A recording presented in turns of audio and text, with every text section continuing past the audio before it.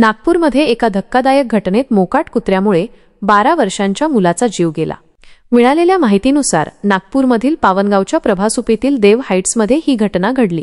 जयेश बोकड 12 वर्षे असे मृत मुलाचे नाव आहे। ही 10 मजली इमारत असून सध्या तिचे बांधकाम सुरू आहे। रविवारी सुट्टी असल्यामुळे मुले या ठिकाणी खेळायला गेली होती। खेळल्यानंतर जयेश 5व्या मजल्यावर असलेल्या स्वतःच्या घरी जात असताना एक मोकाट कुत्रा अचानक त्याच्या अंगावर धावून आला। कुत्रा मागे येत असल्याचे पाहून घाबरलेला जयेश धावू लागला। त्याच वेळी उघड्या असलेल्या खिडकीतून त्याचा तोल गेला आणि तो खाली पडला। यामध्ये जयेश गंभीर जखमी झाला। जखमी अवस्थेत त्याला रुग्णालयात दाखल करण्यात आले, पण तोपर्यंत खूप उशीर झाला होता।